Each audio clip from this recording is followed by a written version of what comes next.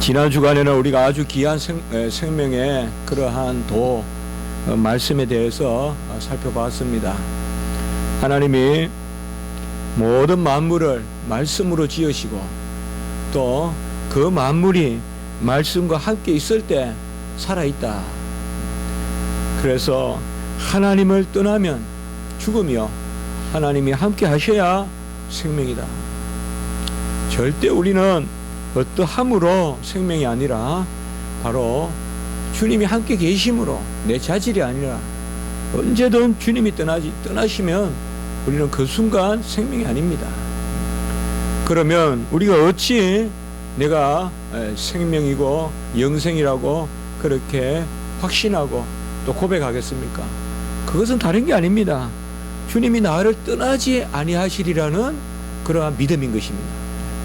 주님이 나를 떠나지 아니하시리라는 그런 믿음이지, 내가 어떠하여 그래서 이제 나는 영생이다, 그렇게 보는 것이 아닙니다.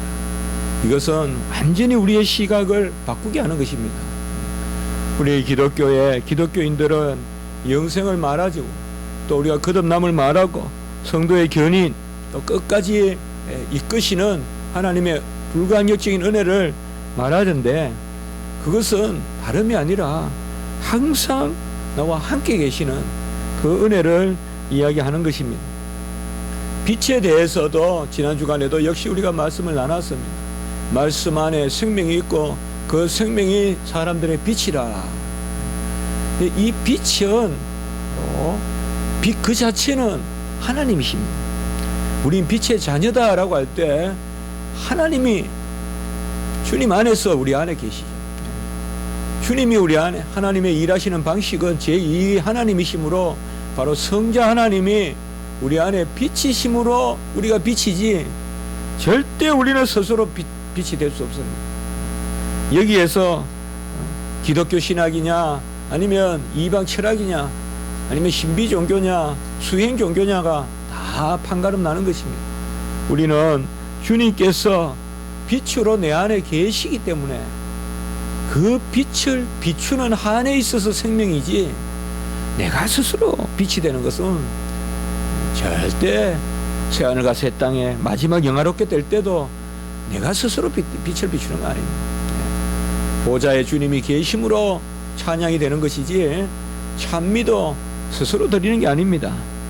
그래야 우리는 영원히 피조물이요, 피조물로서 최고의 복을 누리는, 그게 바로 영화죠. 우리가 신과 같이 되는 것이 아니다.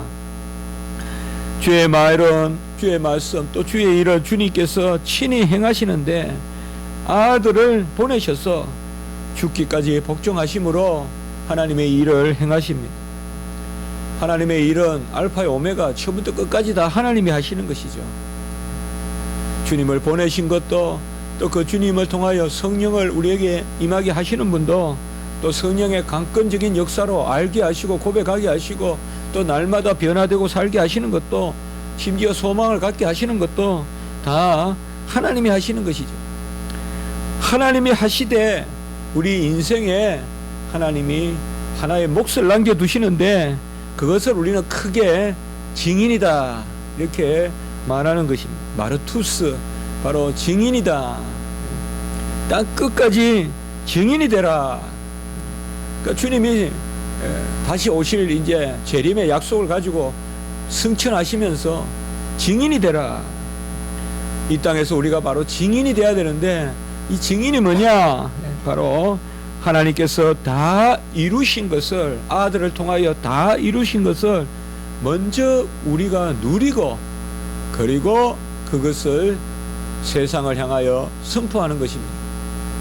기독교 진리는 내가 그것을 먼저 아멘하지 않고는 결코 전할 수 없습니다. 내가 먼저 고백하지 않고는 결코 전할 수 없습니다. 세상 진리는 내가 그것을 회의하고 그것을 확신하지 않아도 잘 전할 수 있습니다.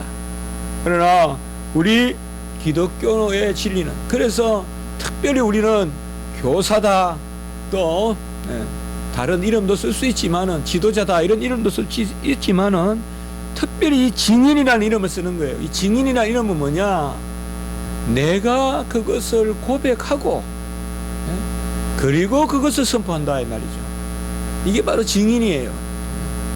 이 증인이란 단어가 그래서 이제 귀한 거예요. 우리 마르투스란 말은 순교자 그리고 증인이란 뜻이 다 있어요. 원래 순교자란 뜻이에요.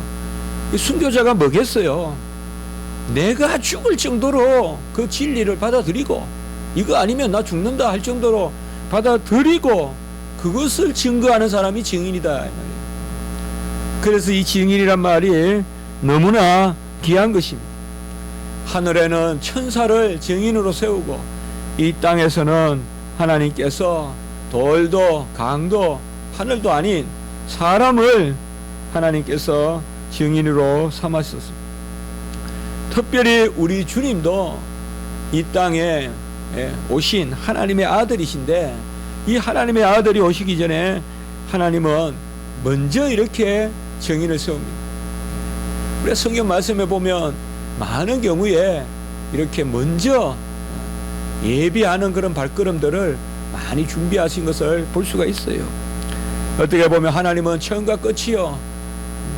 우리는 과거에서 현재로 계속 내려오는 흘러가는 지향하는 시간관을 가지고 있지만 하나님의 시간은 그저 동시에 모든 것을 아시는 분이시기 때문에 하나님은 꼭 무슨 일을 행하실 때 미리 보시고 그 전에 말씀하시는.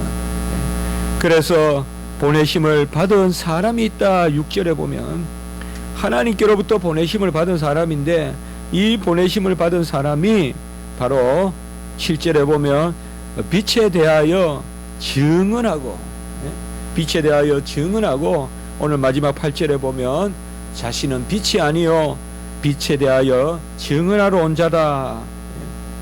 이것은 아주 귀한 진리, 구속의 진리를 담고 있다. 아까도 말씀드렸지만 우리는 아무리 해도 빛이 될 수 없어요. 세례 요한만 그런 것이 아니라 빛은 오직 예수 그리스도께서 빛이시다. 세례 요한은 말라기 4장 5절에 보면 보라 여호와의 크고 두려운 날이 이르기 전에 내가 선지자 엘리야를 너희에게 보내리니. 구약의 마지막 선지서 말라기에서 그렇게 사실상 이스라엘 백성에게 엘리야를 보낸다는 그러한 약속으로 구약의 선지자의 그러한 예언의 말씀이 그치죠. 그래서 구약 백성들은 소위 중간기 바로 주님이 오시기 전에 구약이 이제 구약의 그러한 연관된 예언의 말씀이 폐하고 계속 엘리야를 기다리는 거죠. 지금 엘리야를 기다리는. 그래서 이 엘리야가 바로 세례 요한으로 이렇게 오는 것입니다. 엘리야와 세례 요한의 시대는 많은 유사함이 있어요. 많은 유사함이 있어요. 이방의 간섭이 많았다는 점도 있고 또 여러 가지 또 왕도 보면 상당히 폭정을 행하는 아합왕과 그리고 헤롯 대왕. 이 헤롯은 우리가 이스라엘 가보면 보통 인물이 아니에요. 영국으로 말하면 헨리 8세쯤 되는 사람이에요. 아주 그래서 곳곳에 흔적이 있고 대단한 머리고 대단한 용맹이고 어떻게 사람이 참 감당하기 어려운 그런 사람이 헤롯 대왕이라는 사람. 보통 사람이 아니에요. 근데 아합도 그랬어요. 아합도 아주 사실 세속적으로 보면 아합은 대단한 왕이었어요. 세속적으로 보면. 그러나 하나님 보시기엔 아무것도 아니죠. 하나님 보시기엔 아무것도 아니에요.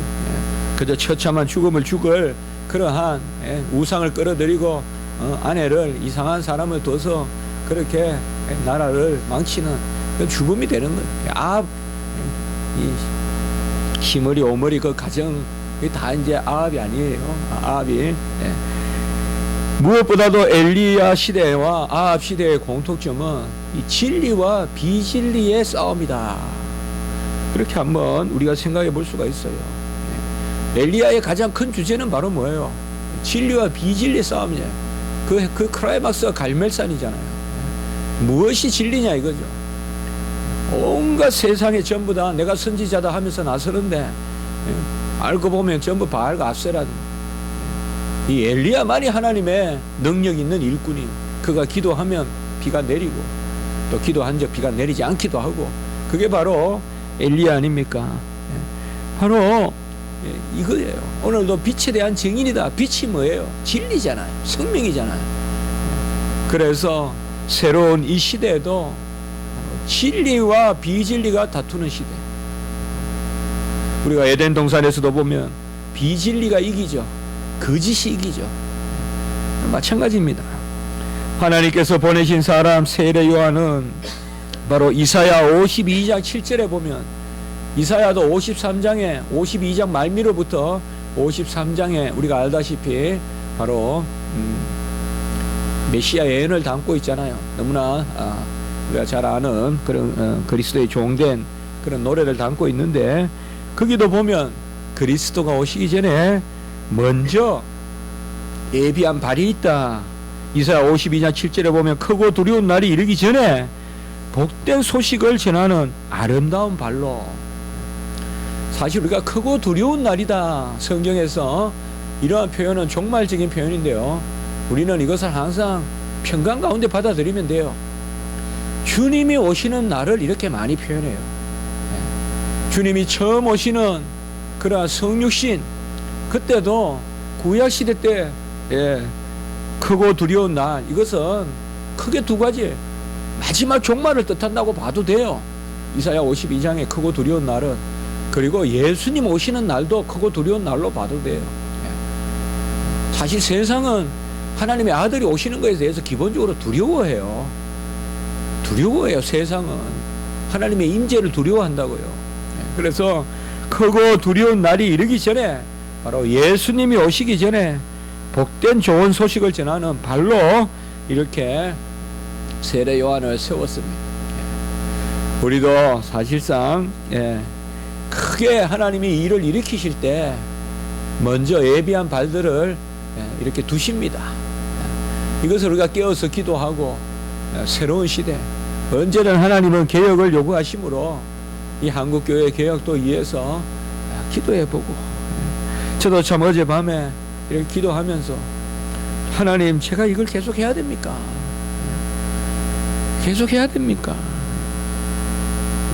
어느 큰 교회 청년들 모인 데서 한번 전하면 안 됩니까? 굳이 이렇게 알지도 못하는 분들, 또 각양각색의 분들 어떻게 가르쳐야 될지도 모르겠고, 앞에 서면 이분은 목사라 그러고 저분은 또 평신도고 또 연세도 있고, 어떻게 해야 되냐. 본래 기본적으로 여러분들 이제 나중에 서보시면 알지만, 단에 서면요 그 사람들이 다 보인다고요. 한 사람 한 사람 다 신경 쓰이는 거예요. 이 사람 만족시키면 저 사람이 안 되고, 저 사람 만족시키면 이 사람이 안 되고, 굳이 이럴 필요 있느냐. 어디 큰 교회, 저 사랑의 교회도 제가 몇 번 갔고 했지만은, 어디 저 강남교회나 이런데 청년들 많이 모여있는 데 가서 그냥 성경교리 정의 아카데미 가르치는 게 좋지 않을까. 하나님 무슨 뜻이 있어서 이렇게, 정말 저도 힘들거든요. 준비하기도 힘들고, 참 준비하는데 두려움도 있고. 그러나 마음속에 위로가 있는 것은, 하나님은 이 큰 일을 이루시기 전에 이러한 먼저 사람의 예비한 발을 쓰신다. 그래서 분명히 하나님이 귀한 뜻이 있을 것이다, 이런 생각을 해봅니다. 우리가 성경에 보면 꼭 이 세례 요한의 이야기가 나와요. 왜 이렇게 꼭 필요한가, 세례 요한의 이야기가. 그냥 예수님이 이렇게 하면 되는데 말이죠. 우리가 평소에 성경을 이야기할 때 굳이 세례 요한 이야기 안 하잖아요. 그러나 새 복음서, 오늘 요한 복음과 마찬가지로 네 복음서에 전부 다 우리가 알다시피 세례 요한의 이야기가 다 등장해요. 세례 요한의 이야기가 다 등장합니다. 그리고 사도행전 10장 37절에 보면 베드로가 고넬료의 집에서 한 설교에도 보면 예수님만 말씀하면 될 텐데 세례 요한의 이야기가 있어요. 세례 요한으로부터 예수의 때에 이렇게 되는 거예요. 그러니까 세례 요한이 증거했다. 사도행전 13장에 보면 유명한 비시디아 안디옥 설교가 나오죠. 소아시아에 제1차 선교 때 비시디아 안디옥 설교, 여기에 바로 제사함과 의의 전가의 유명한 설교가 나오는데, 사도 바울의 여기서도 사도 바울이 비시디아 안디옥에서 소아시아에 설교하면서 또 세례 요한을 이야기해요. 가룟 유다 이후에 새로운 제자를 뽑았죠. 새로운 제자를 뽑는 그러한 선거가 있었는데 제비뽑기가 있었죠. 그때도 바로 사도행전 1장 21절 22절에 보면 요한의 세례로부터 우리 가운데 올려가신 주 예수께서 이렇게 말하고 있어요. 왜 이렇게 세례 요한에 대한 이야기를 많이 했을까요? 우리가 여러 가지 생각해 볼 수가 있어요. 주의 일은 먼저 예비한 발걸음을 통하여서 증거하신다. 하나님의 일은 먼저 그림자를 보여주시고 실체가 나타난다.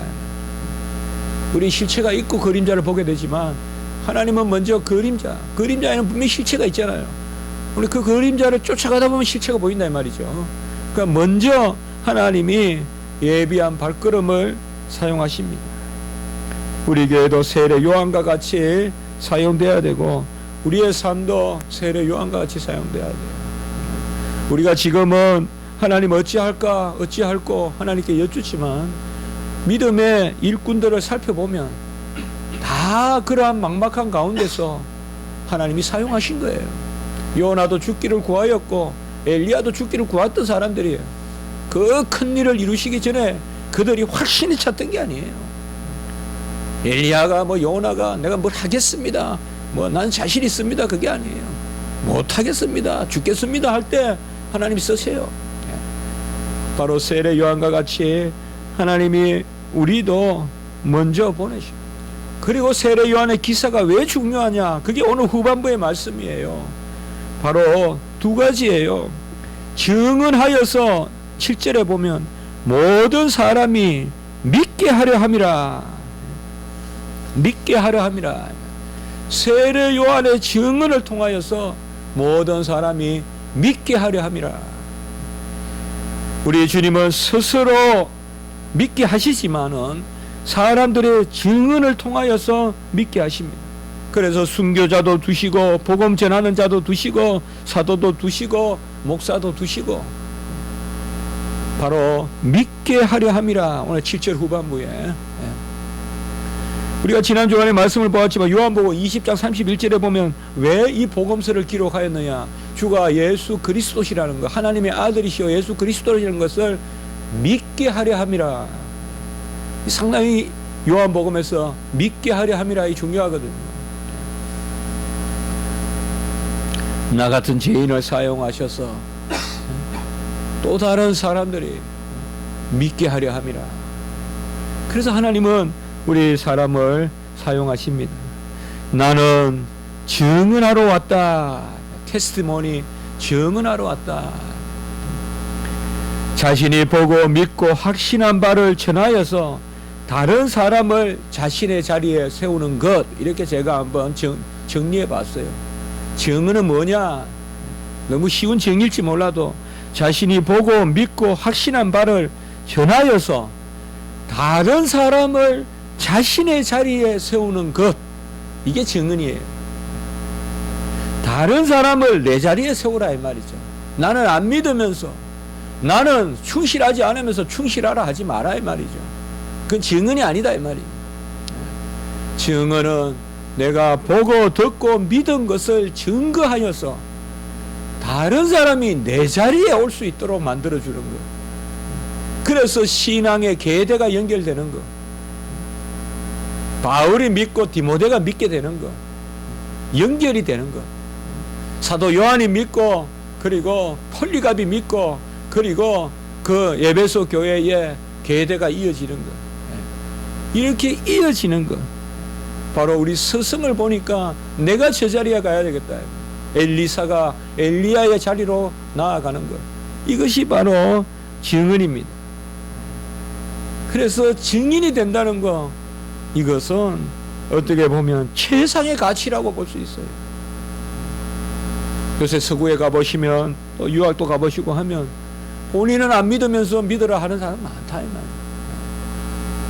학문이라는 게 참 이게 묘한 거거든요. 속이는 거예요. 그래서 계속 도서관에 책 속에 파묻혀 있다 보면 나도 모르게 이상해져요.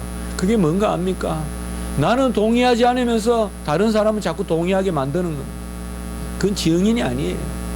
그건 증인이 아니에요. 항상 목회자도 이거 조심해야 돼요.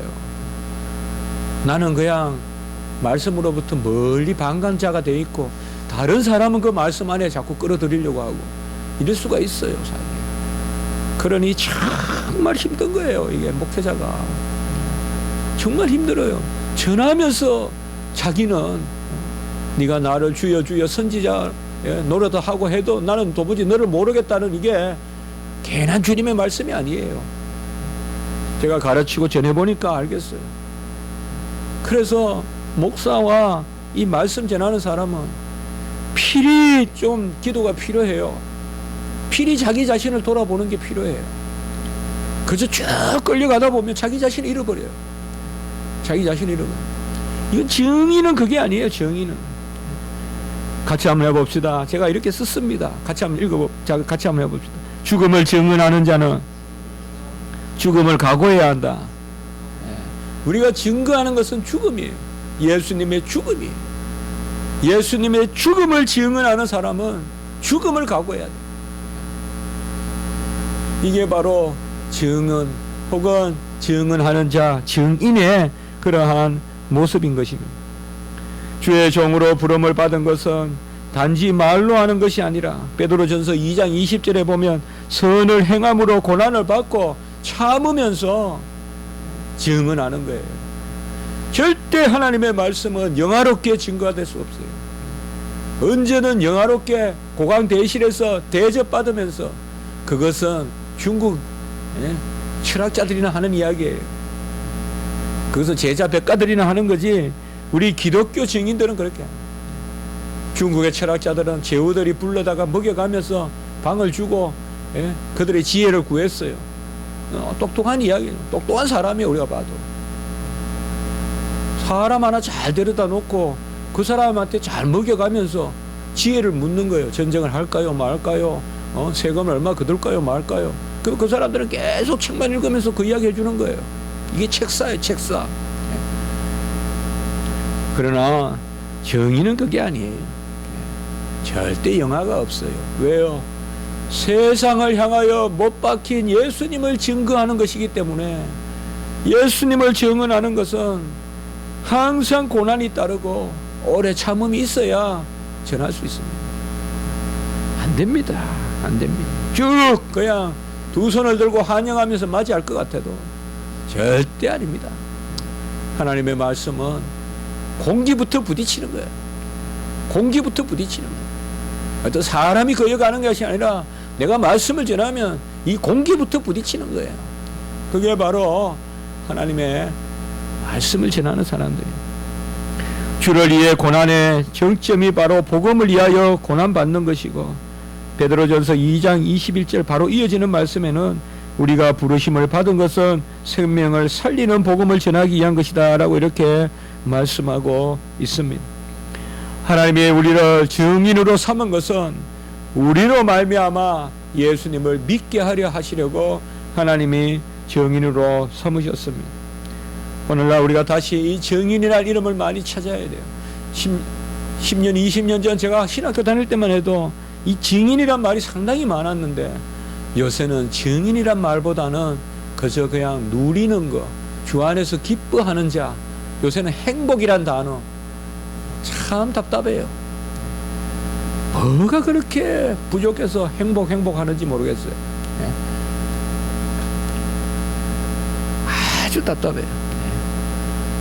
성도들은 좋아하겠지만은 그거는 그렇게 길게 가지 못해요. 그렇게 길게 가지 못해요.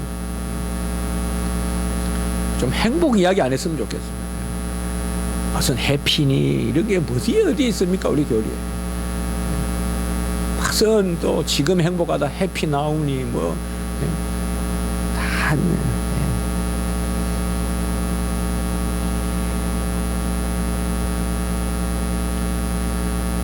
진짜 즐거운 것은 증인이 될 때 즐거운 거예요. 이게 기독교 세상이 줄 수 없는 즐거움이죠. 주를 위해 고난당하고 주를 위해 외로운 그러한 길을 가고 그게 바로 즐거움이죠. 무슨 세상에 즐거움에 미련이 남아 있어서 더 가져야 즐겁고 더 건강해야 즐겁고 그 수준에서만 계속 이야기하면 나중에 세상을 떠날 때는 그 불행을 어찌할 거예요. 아무것도 못 가져가고 그냥 떠날 때 그 불행은 어떻게 설명할 거예요. 이 세상이 행복의 끝이라면 떠나는 불행을 어떻게 이야기할 거예요.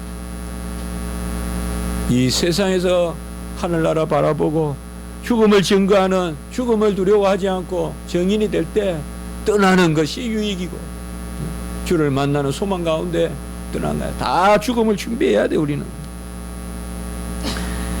오늘 세례 요한은 빛이 아니라고 이야기했어요. 계속 제가 말씀드립니다. 우리는 빛이 아닙니다. 주님이 빛이고 빛이 함께 계심으로 우리는 빛이라는 대접을 받을 뿐이지 절대 우리는 빛이 될 수 없어요. 절대 빛이 될 수 없어요.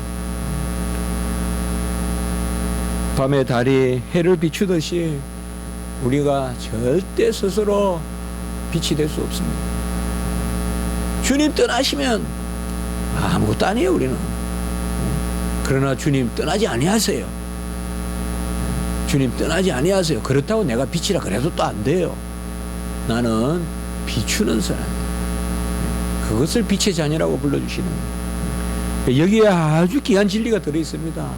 그래서 세례 요한의 이야기를 계속 하지 않느냐, 중요하게 여기지 않느냐.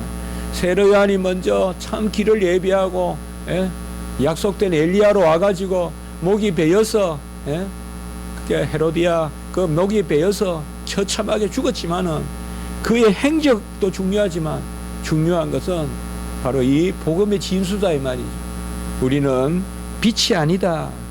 빛을 비추는 사람이고 빛을 비출 뿐만 아니라 빛을 증언해야 된다. 빛을 증언하는 사람은 먼저 빛을 비추어야 된다. 이것이 증언과 세상의 교사와 다른 것이다. 오늘날 교사들도 어린 복음을 전하는 목사님들도 이런 것이 돼야 돼요. 교사들도 정말 학생을 내 자리에 세울 그 교사가 돼야 돼요. 보고 믿고 확신한 그것을 증거하고 그 사람을 내 자리에 세우려고 하는 그게 교사가 돼야 돼요. 그게 바로 우리 목회자가 돼야 돼요. 두렵고 떨림이 있습니다. 그러나 하나님의 은혜가 있으면 이루실 줄 믿습니다. 땅끝까지 증인이 되라고 했습니다. 우리는 다 내가 되는 것이 아닙니다. 주의 말씀은 약속을 담고 있으므로 땅끝까지 증인이 되라. 내가 너희들을 증인 삼아 주겠다. 그러니 너무 우리가 공로 아니라고 하는 이 오직 은혜에 그러한 복음을 전하는 자들이 복음 전하는 것은 내 공로로 하겠어요? 복음이 오직 은혜라면 복음 전하는 일도 오직 은혜로 일어나겠죠. 오직 은혜로 우리가 사용되고 교회가 사용될 줄 믿습니다. 오직 은혜로 하나님이 우리를 사용하실 줄 믿습니다. 준비시켜서 변화시켜서 항상 무슨 일이 일어날지 몰라요. 언제 내가 갈멜산 호에 올라서 있을지 몰라요. 준비해야 돼요. 언제 내가 이방과 다투고 언제 내가 정인의 자리에서 그럼 우리가 준비해야 돼요. 많은 해중 가운데서만 준비될 것 같아도 아라비아의 광야에서 준비하고 브엘세바에서 준비하고 광야에서 준비하고 준비해야 돼요. 어느 구석의 골방에서 이름 소문도 없는 곳에서 준비해야 돼요. 그러면 하나님이 언젠가 쓰십니다. 오늘 이 말씀의 은혜가 우리 교회에 또 부족한 종과 우리 여러분께 있기를 원하는 것입니다. 한번 기도드리겠습니다. 거룩하고 자비로우신 하나님 아버지, 귀한 오늘 말씀을 통하여서 저희들의 영혼을 깨우시고 저희들의 심령을 불붙듯이 하게 하시니 감사합니다. 정의는 내가 믿고 확신하고 내가 본 것을 전하여서 그 듣는 사람이 내 자리에 서기를 원하는 그것이 바로 증인의 모습이라는 것을 기억합니다. 내가 고백하지 않고 어찌 전할 것이고 내가 감화받지 않고 어찌 감화를 이야기하겠습니까? 우리도 세례 요한과 같이 정말 그가 당신이 오신 메시아인가 물으시고 그 예수님이 바로 그리스도란 것을 확신하고 죽음의 자리로 나아가는 그러한 세례 요한과 같은 증인의 삶을 살게 하시고 우리로 말미암아 믿는 자들이 많아지는 그런 역사가 있게 해 주시옵소서. 오늘 한날 예배 가운데 주님의 은혜를 더하여 주시옵소서. 말씀으로 우리를 채워주시고 하나님의 어떠하심으로 우리가 깨닫게 하시고 하나님의 뜻을 분별하고 기뻐하고 소망하는 오늘 한날 예배가 되게 해 주시옵소서.